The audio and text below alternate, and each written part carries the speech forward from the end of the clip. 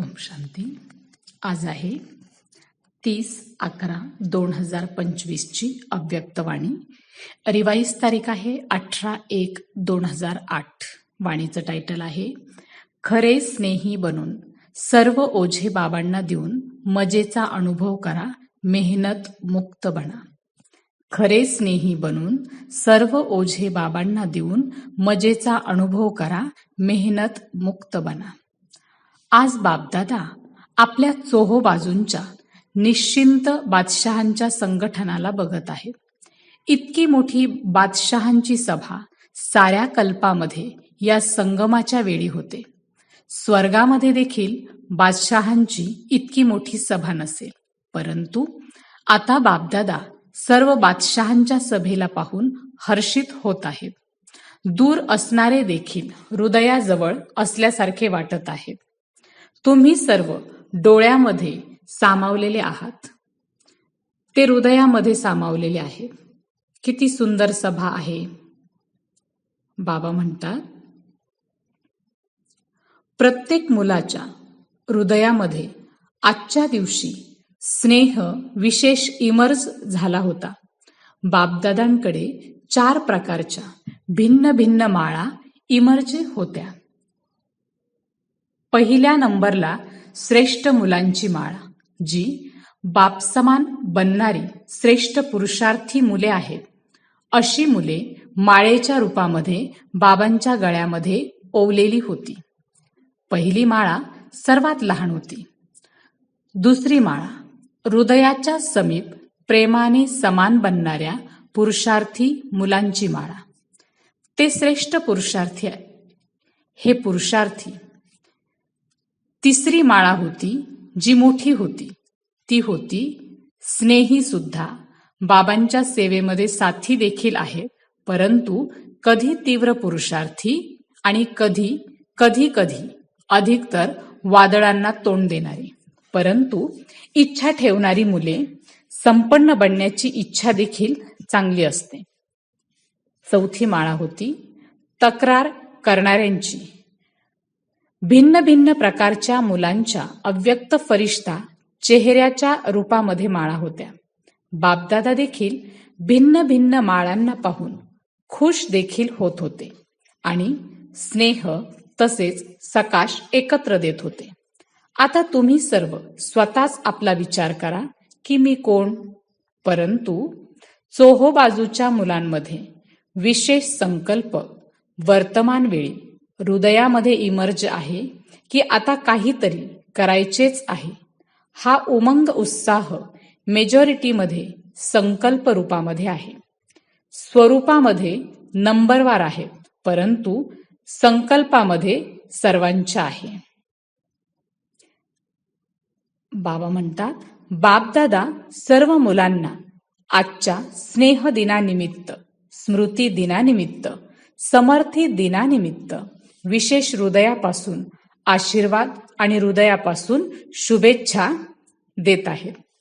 आजचा विशेष स्नेहाचा दिवस असल्या कारणाने मेजॉरिटी स्नेहामध्ये हरवून गेले आहेत. असेच पुरुषार्थामध्ये सदैव स्नेहामध्ये हरवून जा. लवलीन रहा, म्हणजे एकरूप होऊन रहा. तर सोपे साधन आहे स्नेह, हृदयापासूनचा स्नेह, बाबांच्या परिचयाच्या स्मृती सहित स्नेह, बाबांच्या प्रेमाच्या प्राप्तींनी भरलेला स्नेह. स्नेह खूप मोठे साधन आहे, कारण स्नेही आत्मा मेहनतीपासून वाचते. स्नेहामध्ये लीन झाल्या कारणाने, स्नेहामध्ये हरवून गेल्या कारणाने कोणत्याही प्रकारची मेहनत मनोरंजनाप्रमाणे अनुभव होईल. स्नेही स्वतःच देहाच्या भानापासून, देहाच्या नात्यांच्या विचारापासून, देहाच्या दुनियेच्या विचारांपासून दूर स्नेहामध्ये आपोआप मग्न होऊन राहतात. हृदयापासूनचा स्नेह हा बाबांच्या समीप असल्याचा, सोबत असल्याचा, समान असल्याचा अनुभव करवतो. स्नेही सदैव स्वतःला बाबांच्या आशीर्वादाचे पात्र समजतात. स्नेह असंभवाला देखील सहज संभव करतो. सदैव आपल्या मस्तकावर, डोक्यावर बाबांच्या सहयोगाचा, स्नेहाचा हात अनुभव करतात. निश्चय बुद्धी निश्चिंत राहतात. बाबा म्हणतात, स्नेहाला आठवल्यामुळे मेहनत निघून जाईल. कारण की सर्वांना भिन्न भिन्न वेळी बाप दादा दोघांच्याही स्नेहाचा अनुभव तर आहे ना. अनुभव कधीतरी केला आहे ना.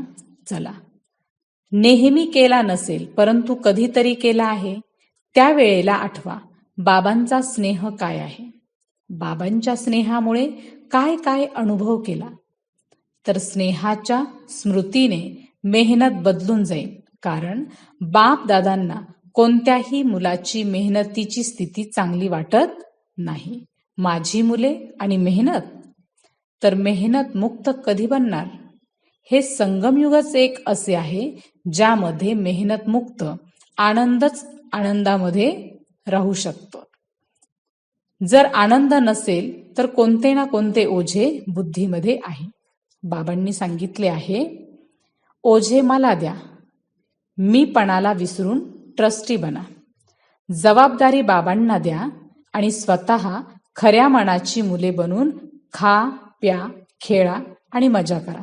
कारण हे संगमयुग सर्व युगांमध्ये मजेचे युग आहे. या मजेच्या युगामध्ये देखील आनंद साजरा करणार नाही तर मग कधी करणार. बापदादा जेव्हा बघतात की मुले ओझे उचलून खूप मेहनत करत आहेत, देत नाही, आपणच उचलत आहेत, मग बाबांना तर करुणा वाटेल, दया येईल ना. मजेच्या वेळी मेहनत, स्नेहामध्ये हरवून जा. स्नेहाच्या वेळेला आठवा. प्रत्येकाला कोणत्या ना कोणत्या वेळी विशेष स्नेहाची अनुभूती होतेच होते, झाली आहे. बाबा म्हणतात, आता या वर्षी प्रत्येक मुलाला स्नेहयुक्त मेहनत मुक्त पाहू इच्छितात. मेहनतीचे नामोनिशाणही मनामध्ये राहू नये, जीवनामध्ये राहू नये. असे होऊ शकते? होऊ शकते. जे समजतात की करूनच सोडणार आहेत, हिम्मतवाले आहेत, त्यांनी हात वर करा. आज विशेष अशा प्रत्येक मुलाला बाबांचे विशेष मेहनत मुक्त होण्याचे वरदान आहे. स्वीकार आहे ना. मग काहीही झाले तर काय करणार. काय का असे तर करणार नाही ना.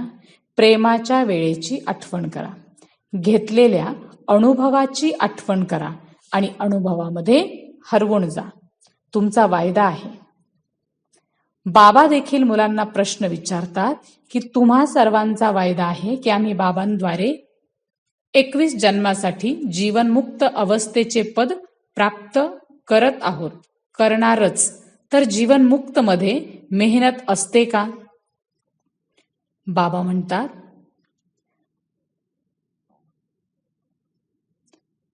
बाबांनी समाचारामध्ये बघितले, प्रत्येक विंगवाले आपापली मीटिंग करतात, प्लॅन बनवतात की विश्व कल्याणाच्या गतीला तीव्र कसे करायचे. प्लॅन तर खूप चांगले बनवतात, परंतु बापदादा विचारतात, तरीही कधीपर्यंत. याचे उत्तर दादी देतील. शेवटी कधीपर्यंत. पांडव उत्तर देणार, शेवटी कधीपर्यंत. सर्व विंग्सवाले बाबांची प्रत्यक्षता व्हावी हाच प्लॅन बनवण्यामध्ये लक्ष ठेवतात, परंतु प्रत्यक्षता होईल दृढ प्रतिज्ञेने. प्रतिज्ञेमध्ये दृढता कधी कोणत्या कारणाने अथवा गोष्टीमुळे दृढता कमी होऊन जाते. प्रतिज्ञा खूप चांगली करतात. अमृत वेलेला जर तुम्ही ऐकू शकला ना, बाबा तर ऐकतात. तुम्हाला सायन्सने अजून असे साधन दिलेले नाहीये ज्याने तुम्ही सर्वांच्या मनातील आवाज ऐकू शकाल. बापदादा ऐकतात. आश्वासनांच्या माळा, संकल्प करण्याच्या गोष्टी इतक्या छान छान मन खुश करणाऱ्या असतात, जे बापदादा म्हणतात, वाह बच्चे वाह. बाबा म्हणतात, मुलांचा एक खेळ पाहून हसत असतात, कोणता खेळ? सांगू काय? बापदादा तर खेळ बघताना दया येते, मजा येत नाही. कारण की बापदादा बघतात मुले आपली गोष्ट दुसऱ्यावर ढकलण्यामध्ये खूप हुशार झाले आहेत. बाबा म्हणतात, बापदादांकडे समाचार खूप चांगले चांगले येतात. संकल्प सुद्धा खूप छान आहेत. स्वरूपामध्ये येण्यामध्ये यथाशक्ती होतात. आता 2 मिनिटासाठी सर्वजण परमात्म स्नेह संगमयुगातील आत्मिक आनंदाच्या स्थितीमध्ये स्थित व्हा. म्हणजे ड्रिल करा. अच्छा, हाच अनुभव दररोज वारंवार वेळोवेळी अनुभव करत राहा. स्नेहाला विसरू नका. स्नेहामध्ये हरवून जायला शिका. अच्छा, चोहो बाजूच्या योगयुक्त, युक्तियुक्त, राजयुक्त, स्वतः देखील रहस्याला जाणून सदैव संतुष्ट करणाऱ्या आणि संतुष्ट राहणाऱ्या, फक्त स्वतः संतुष्ट राहायचे नाही, संतुष्ट करायचे सुद्धा आहे, अशा सदैव स्नेहाच्या सागरामध्ये लवलीन मुलांना, सदैव बाप समान बनण्याच्या तीव्र गतीच्या पुरुषार्थी मुलांना, सदैव असंभवला देखील सहज संभव करणाऱ्या श्रेष्ठ आत्म्यांना, सदैव बाबांच्या सोबत राहणाऱ्या आणि बाबांच्या सेवेमध्ये साथी होऊन राहणाऱ्या अशा खूप खूप लकी आणि लवली म्हणजे भाग्यवान आणि लाडक्या मुलांना आजच्या अव्यक्त दिवसाची, अव्यक्त फरिश्त स्वरूपाची प्रेमपूर्वक आठवण आणि मनापासून आशीर्वाद. अच्छा, आजचं वरदान आहे, आठवणीच्या जादुई मंत्राद्वारे सर्व सिद्धी प्राप्त करणारे सिद्धी स्वरूप भव. आठवणीच्या जादुई मंत्राद्वारे सर्व सिद्धी प्राप्त करणारे सिद्धी स्वरूप भव. स्पष्टीकरण आहे, बाबांची आठवणच जादूचा मंत्र आहे. या जादूच्या मंत्राद्वारे जी सिद्धी पाहिजे ती प्राप्त करू शकता. जसे स्थूलमध्ये देखील कोणत्याही कार्याच्या सिद्धीसाठी मंत्र जपतात, तसे इथं सुद्धा जर कोणत्याही कार्यामध्ये सिद्धी पाहिजे तर हा आठवणीचा महामंत्रच विधी स्वरूप आहे. हा जादू मंत्र सेकंदामध्ये परिवर्तन करतो. याला नेहमी लक्षात ठेवा, तर कायमचे सिद्धी स्वरूप बनाल. कारण आठवणीमध्ये राहणे काही मोठी गोष्ट नाहीये. निरंतर आठवणीमध्ये राहणे हीच मोठी गोष्ट आहे. यामुळेच सर्व सिद्धी प्राप्त होतात. सुविचार आहे, सेकंदामध्ये विस्ताराला सार रूपामध्ये सामावून घेणे अर्थात अंतिम सर्टिफिकेट घेणे.